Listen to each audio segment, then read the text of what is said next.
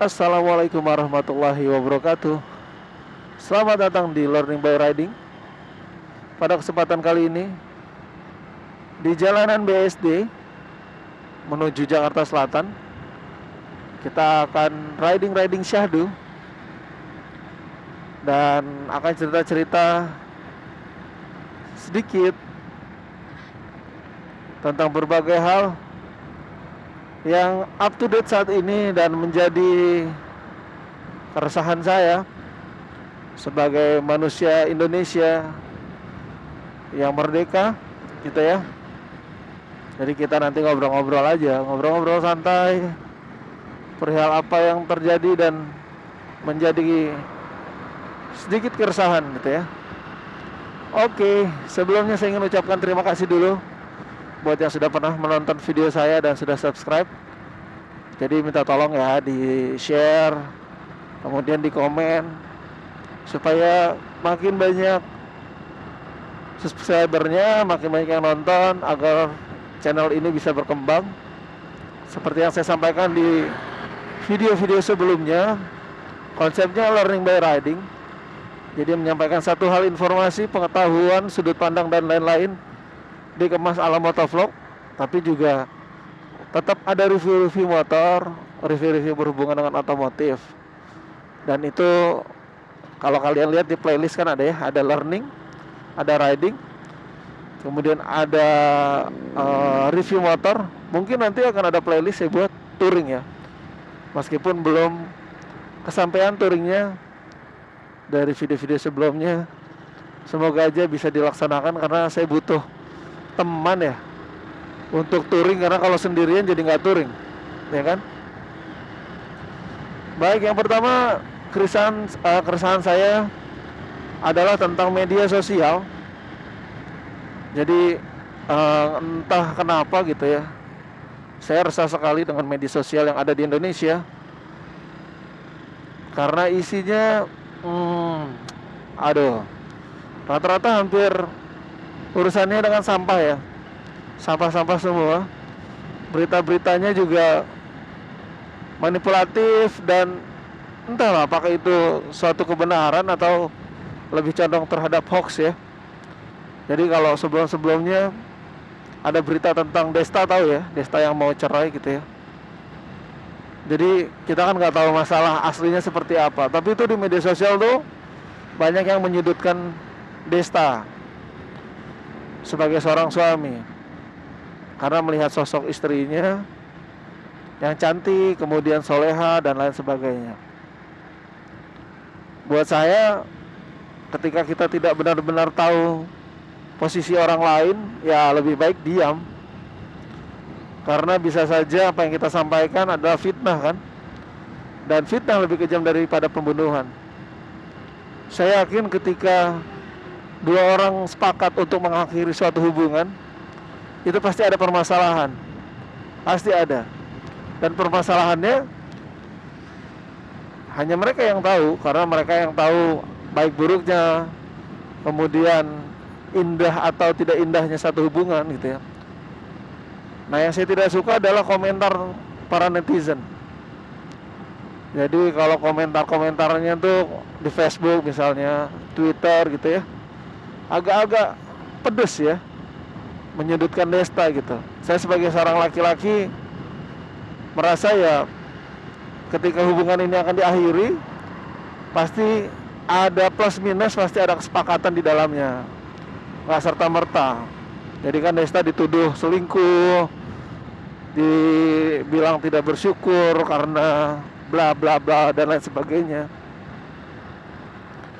Padahal yang kita tonton Desta di media digital atau media elektronik, di TV dan lain sebagainya, itu kita nggak tahu seberapa persen Desta yang asli atau seberapa persen si Caca ya, istrinya yang asli.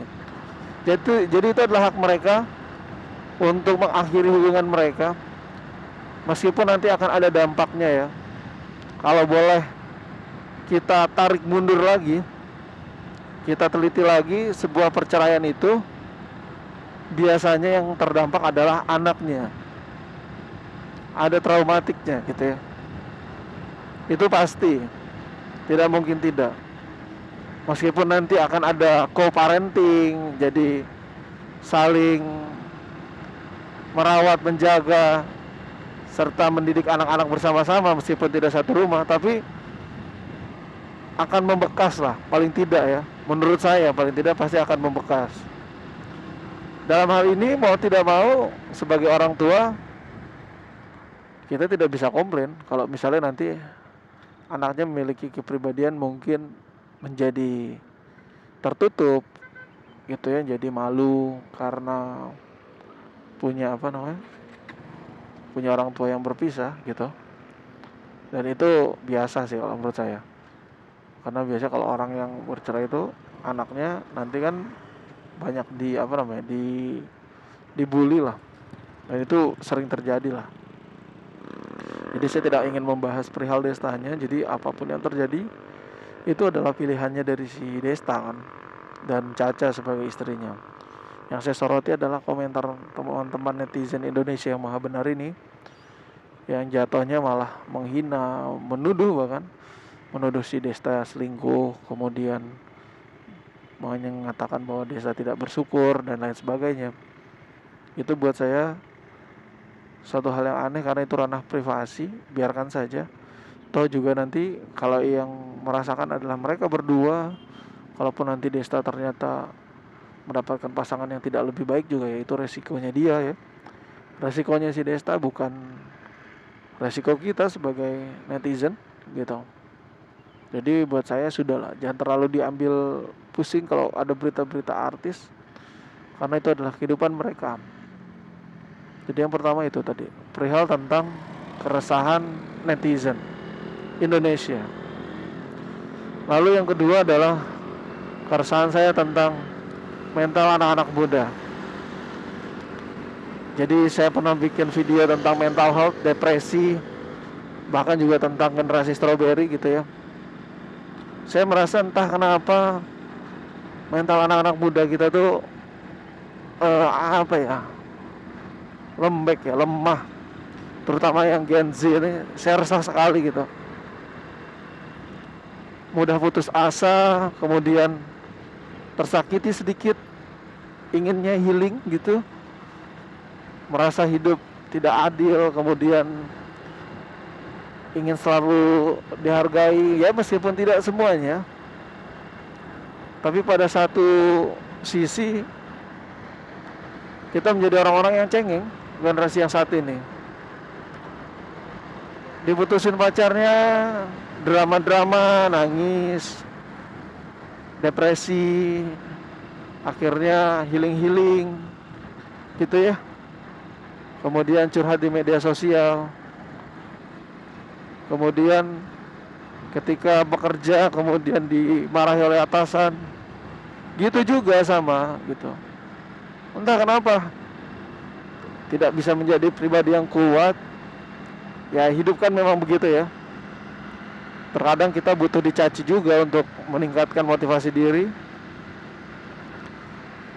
Itu tergantung bagaimana kita meresponnya gitu ya.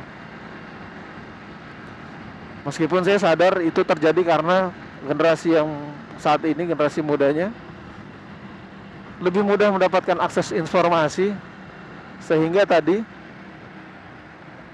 kurang menghargai proses dalam mendapatkan ilmu dan informasi. Dulu di tahun 2000-an ya, 2010 ke bawah, internet sudah ada tapi tidak semasif saat ini. Orang-orang itu mencari informasi, orang-orang yang kuliah misalnya untuk bahan skripsinya, mereka itu harus ke perpustakaan, baca buku. Lalu kemudian selain baca buku, mereka juga harus mencari referensi lain ya di internet yang tidak semasif saat ini informasinya.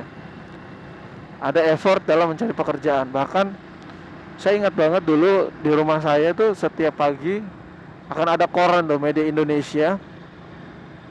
Jadi koran Media Indonesia yang isinya macam-macam, ada politik, ada olahraga dan lain sebagainya.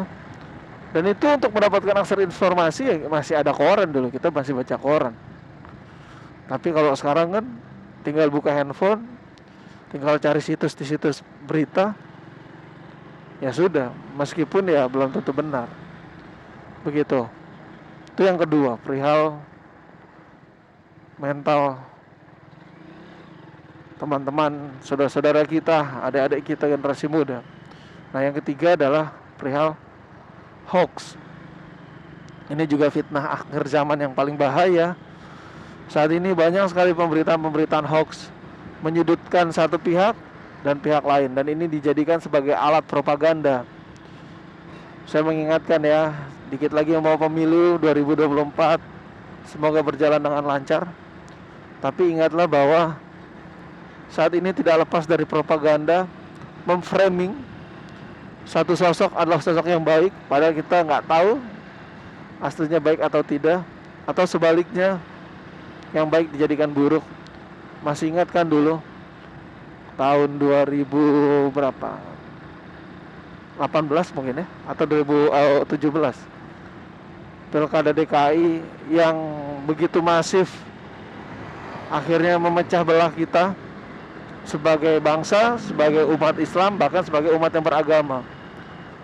Cuma gara-gara membela kepala daerah, satu pro dengan Bapak Ahok, yang satunya pro dengan Bapak Anies gitu ya, bela-bela bahkan menyeret-nyeret nama Tuhan. Jadi kalau milih non-muslim itu akan masuk neraka. Bahkan mengerikan ya, mengerikan sampai ribut-ribut antar warga kalau meninggal tidak ingin disolati gitu ya. Saya langsung berpikir, waduh, pemberitaan ini sangat masif ya. Pemberitaan kebencian dua belah pihak sehingga mempengaruhi banyak orang itu. Bahkan bisa saja banyak berita-berita yang tersebar adalah berita hoax. Kita mati-matian bela satu gubernur ya, warga Jakarta maksudnya. Ketika sudah terpilih gimana? Apakah berdampak langsung terhadap kita? Apa setelah terpilih Bapak Anies gitu ya, warga Jakarta langsung kaya raya, langsung menjadi makmur, kemudian tidak banjir, tidak macet? Sama aja, masih sama seperti zamannya Pak Basuki. Kita termakan oleh berita-berita propaganda di media sosial, di kabar-kabar digital gitu ya.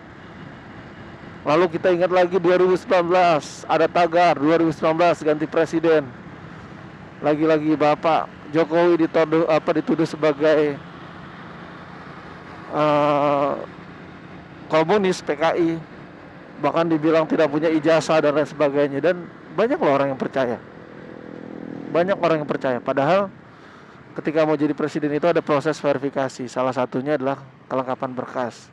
Kita mau ngelamar kerja aja tuh harus ada kelengkapan berkasnya, CV-nya dan lain sebagainya. Ada kan kita kan, apalagi presiden. Dan bisa-bisanya orang termakan kabar hoax bahwa Bapak Joko Widodo itu ijazahnya palsu, jadi dia tidak pernah kuliah ya di UGM. Dan itu yang kemakan hoax tuh banyak banget. Bahkan kalangan artis sekelas Ahmad Dhani aja percaya, bahkan sering dia nyinggung kan di video-videonya bahwa ijazahnya asli ya, dan lain sebagainya. Itu buat saya hal yang wow, gara-gara satu kabar. Kalau memang benar ijazahnya palsu atau Bapak Jokowi tidak pernah kuliah, bagaimana dengan seleksinya? Di KPU gimana? Berarti KPU-nya nggak beres.